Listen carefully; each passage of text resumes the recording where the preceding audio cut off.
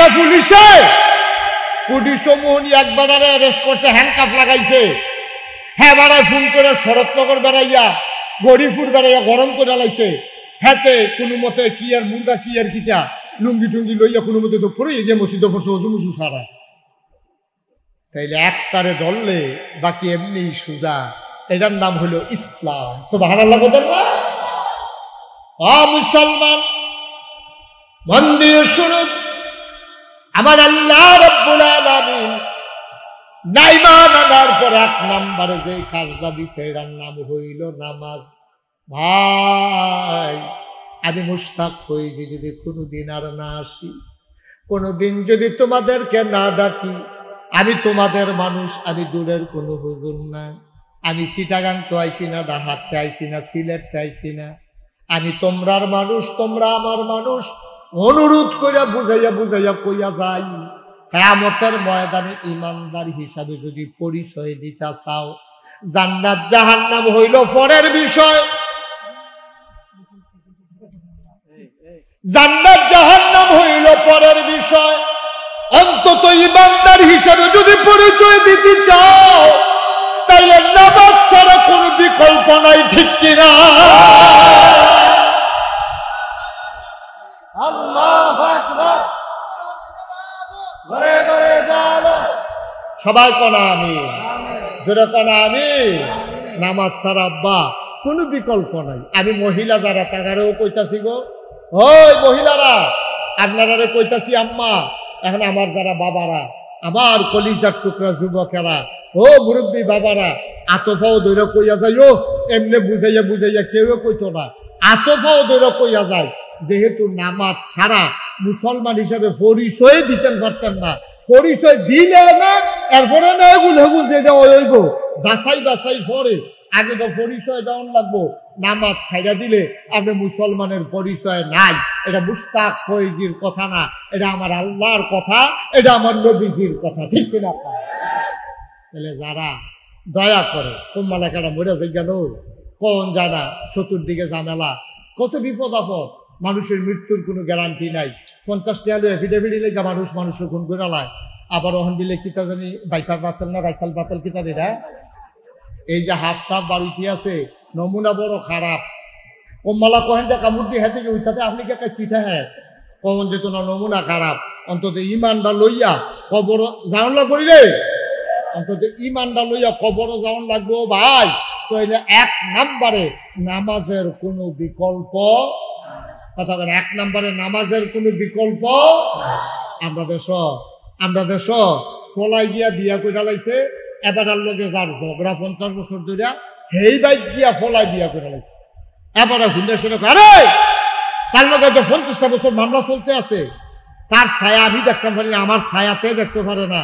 আর যদি হেইবার আর বাইয়া গিয়া বিয়া করে লইছ, তারে তালাক ইয়া দিয়া দেয়, তেজ্য পুত্র করে দেয়।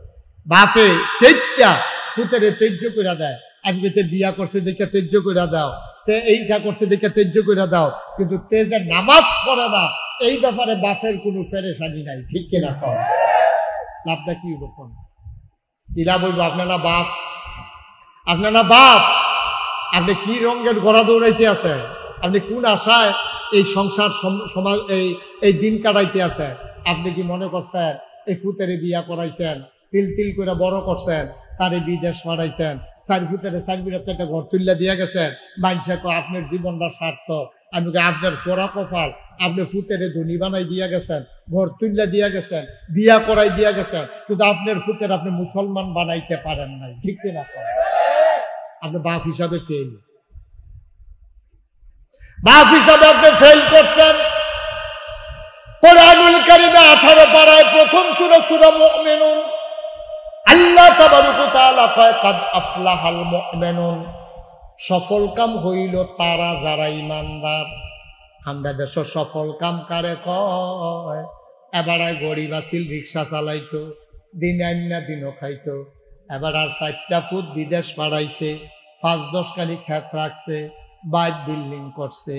এবারে বাজারও গেলে মাইনসে এবারে বয়াইয়া চা খাওয়ায় আর কয় তোমার জীবনটা সার্থক, তোমার জীবনটা সফল। 4টা ফোলা তুমি বিদেশ পাঠাইয়া মাশাআল্লাহ কোটি কোটি টাকার সম্পদের মালিক হইছো, একদিন তোমার বিডাত কুত্তা ঘুমাইছে, আজ যা তোমার বিডাত বিল্ডিং উঠছে, তোমার জীবন সার্থক। আমি কই ভাই, বাড়ি দিয়া যদি সার্থক হইতো, যারা 100 তারা বিল্ডিং করছে তারা হইল সার্থক মানুষ। এই যে আমেরিকাতে, জাপানে, দুবাইয়ে যারা 100 তালার বিল্ডিং করে রাখছে তারা সার্থক না। গাড়িওয়ালা যদি সার্থক হইতো, দামি গাড়িটা যে কিনছে সে সার্থক হইতো। বাড়িওয়ালা যদি সার্থক হইতো, তাইলে যারা বড় বড় বাড়ির মালিক তারা সার্থক হইতো।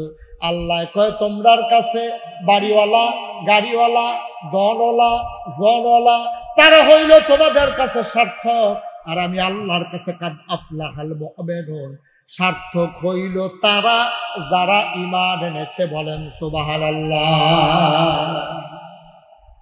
কি সুন্দর করে আল্লাহ বুঝাই বুঝাই, এরপরে কি তাকে শুনছেননি?